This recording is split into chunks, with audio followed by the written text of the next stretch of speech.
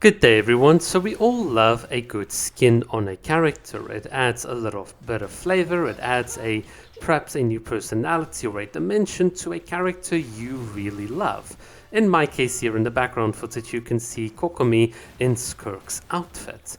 And it's just such a cool thing to play, especially in this abyss-like environment here out of bounds in Genshin.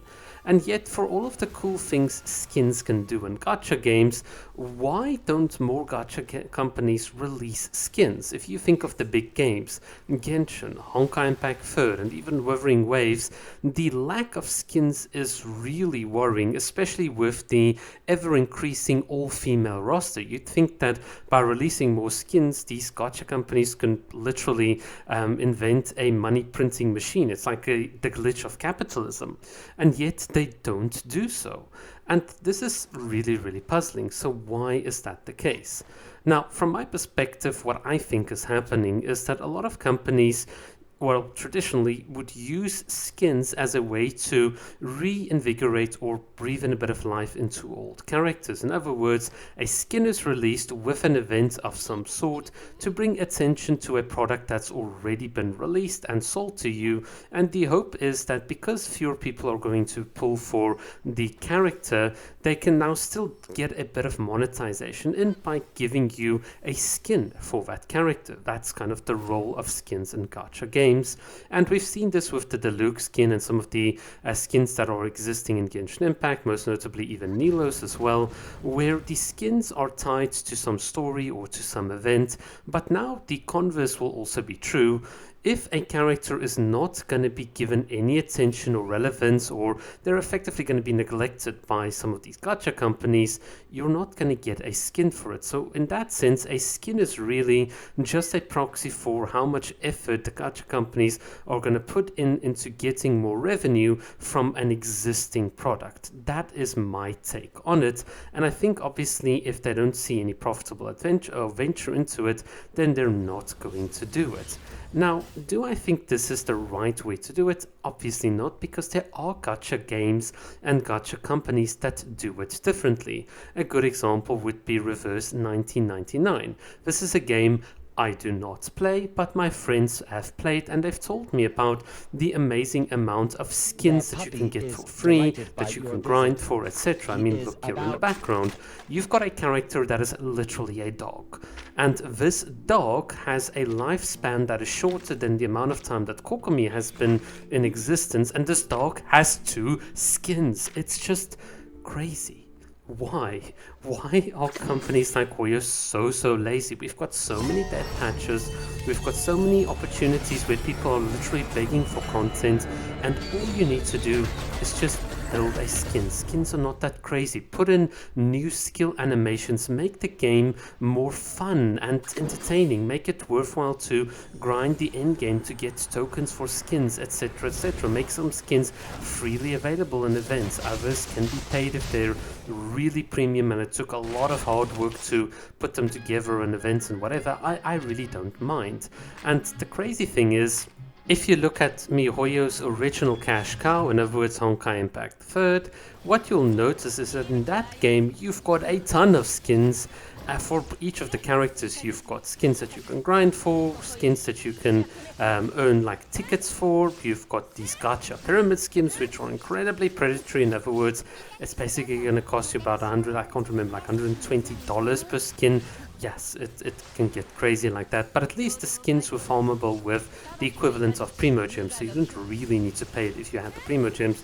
But regardless, I mean, Hoyo is no stranger to actually making skins.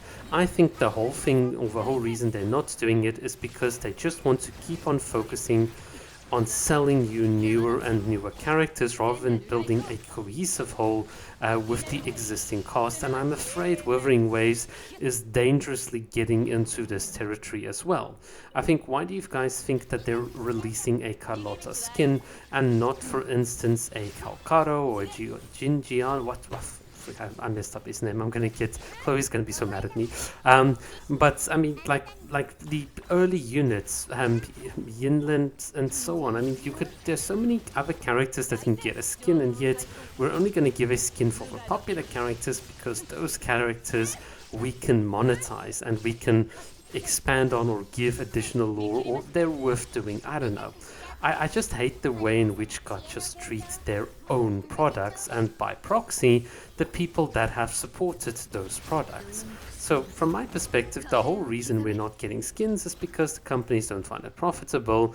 And unfortunately, the thing is, as much as mods are awesome, as much as you can get some cool effects and stuff with mods, they don't fundamentally change the animations. They don't change the burst and stuff that you can see. They don't change the presentation of skills or really how the combat's going to work. There's a lot of limitations with just cosmetic mods that you would not get if you had a proper skin implemented.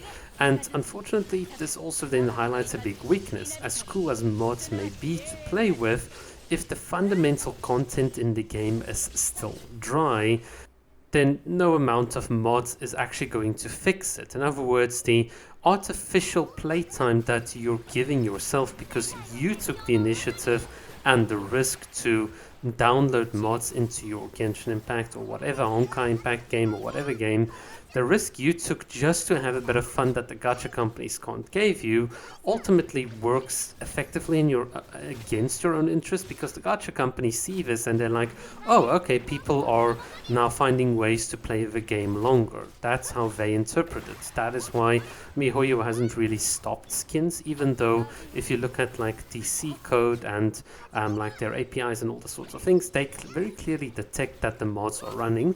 If you look at the MyProt, like what do you call it, that driver that's loaded in, that kernel level driver, it knows that you are running mods. It's very clearly aware of it, and yet Hoyo does nothing because they know that without these mods, fewer and fewer people would actually be playing the game.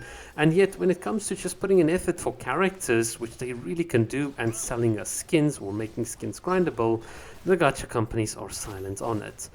Guys, that's my perspective. Maybe I'm missing something. Maybe there's something cool or a different set of like insights you guys can give me. Let me know in the comments. But for me, it is just like the background footage here.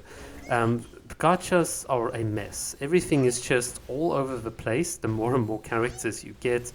And yet the solutions are there. There are companies that do manage it well. There are examples of games that do make it very, very fun, even if skins don't have any extra lore or story attached to them.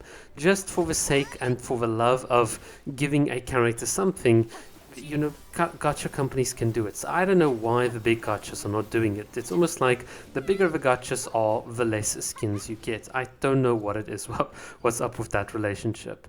But in any case, I give up. Thank you guys so much for watching, and see you around. Cheers.